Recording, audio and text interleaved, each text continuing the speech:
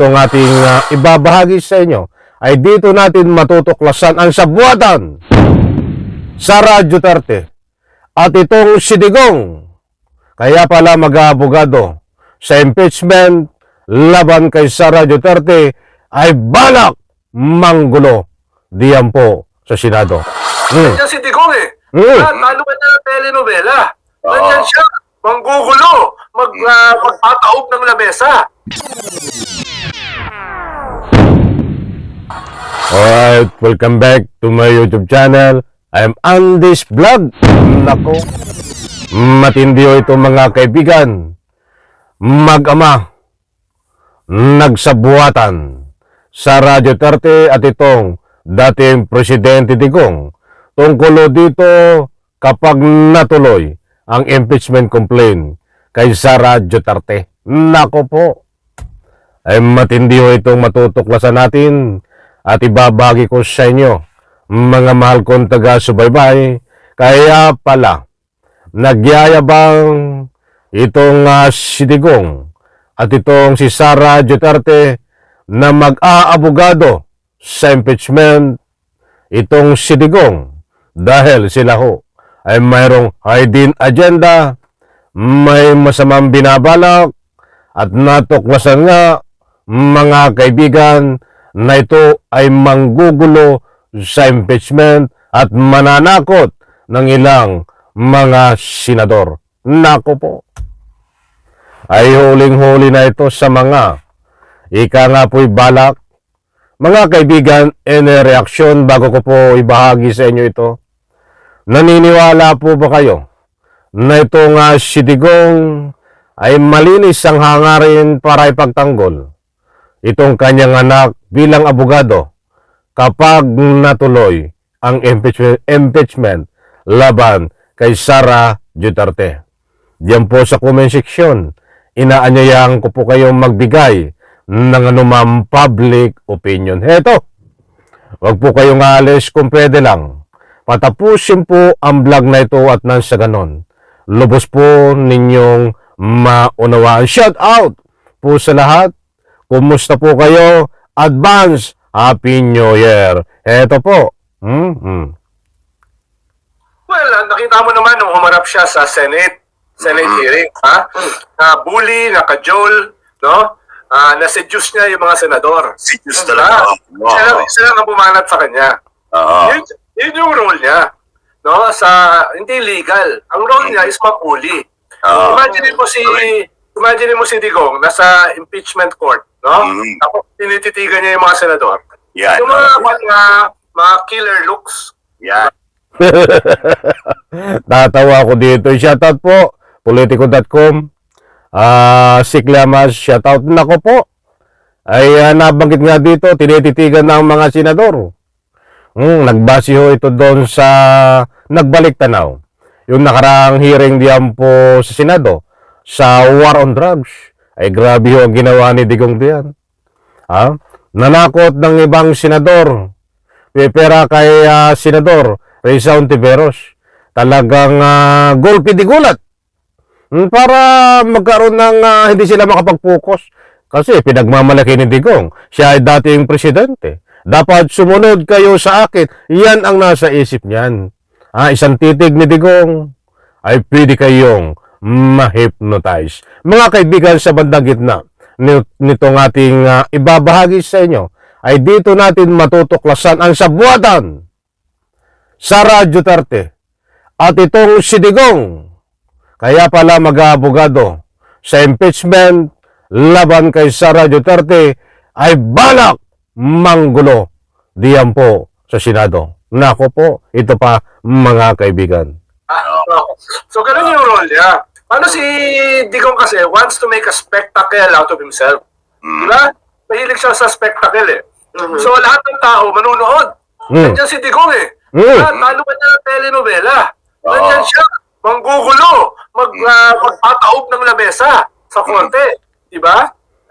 Hindi mo naman siya mapapa-eject. Diba? Wala ka ng eject button. Pinalabas mo siya, spectacle din yun. Diba? Habang may dala siya ng mga tunay na abogado. Hindi naman siya kilala sa mga landmark cases eh. So, hindi naman siya magaling na abogado.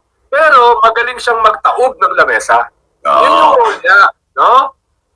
Yun ang role. Ayan po mga kaibigan, maliwanag ha? Hindi po tayo nagpapakalat ng fake news. Ayon po sa ating mga batikan na nagbibigay ng anumang public opinion na kanilang pinag-aaralan ang bawat galaw nitong si Digong. Ay maliwanag ko dito na nabanggit ng pakay, purpose, ang mga balak na masamang balak ni Digong ay kasabwat itong si Sara Duterte diyan po sa impeachment. Kaya datapuat sa puntong ito ay taas no na pinagmamalaki ni Sara Duterte na ang kanyang ama ay siyang magiging abogado niya diyan po sa gaganapin na impeachment kapag natuloy at yan nga ang matinding masamang balak ay magkasabwat itong si Sara Duterte at si Digong na pwedeng manggulo, manakot diyan ho sa gaganapin na impeachment diyan po sa Senado at nang sa ganun ho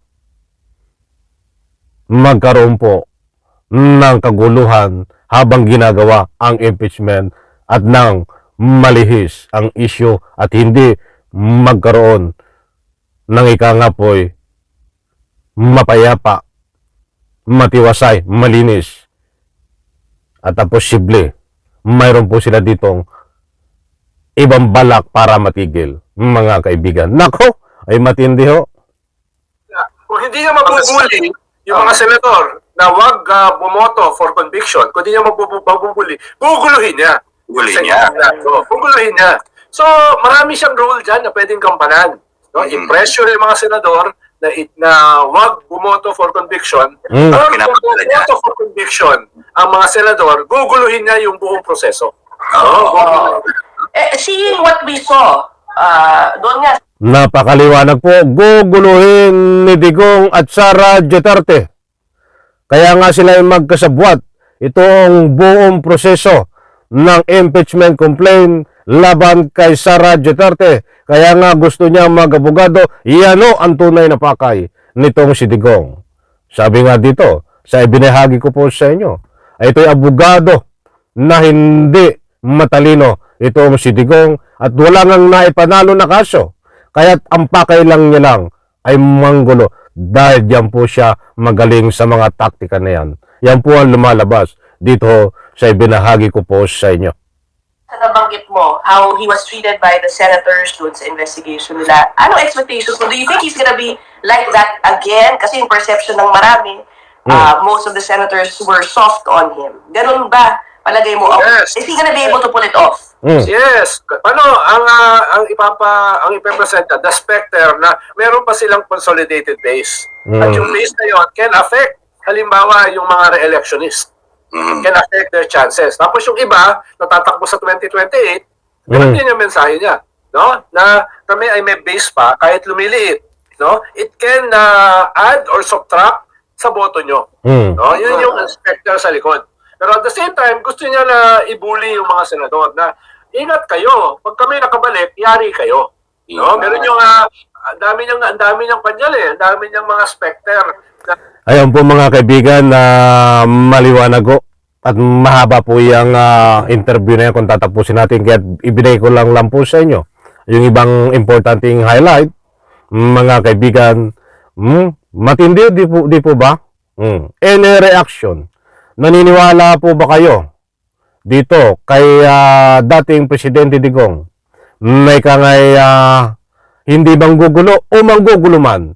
Basta't kung ano man ang reaction nyo dito sa ating tinatalakay, wag po kayong, pwede po kayong magbigay ng anumang public opinion diyan sa comment section. Basta't ang importanteng mahalaga, mga mahal kong taga-subaybay, ay ibinahagi ko po sa inyo. Hindi po tayo nagpapakalat ng anumang fake news dahil napakaliwanag naman po. Diyan sa ibinahagi ko po sa inyo na katibayan na itong Sara Duterte at Digong ay magkasabwat sa gaganaping impeachment laban kay Sara Duterte. Kaya gustong mag-abogado nitong si Digong ay balak manakot, balak manggulo, at marami pang balak na masama na gagawin diyan po sa araw habang ginaganap ang impeachment trial, yan po ang natuklasan.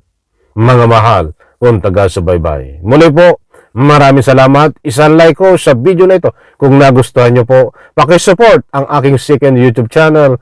On this vlog, nandiyan po ang link sa comment section. At syempre, itong aking main YouTube channel, pakisupport po. Isubscribe nyo po ang dalawang yan kapag nagustuhan nyo po. Maraming salamat. Bye-bye. Palakpakan.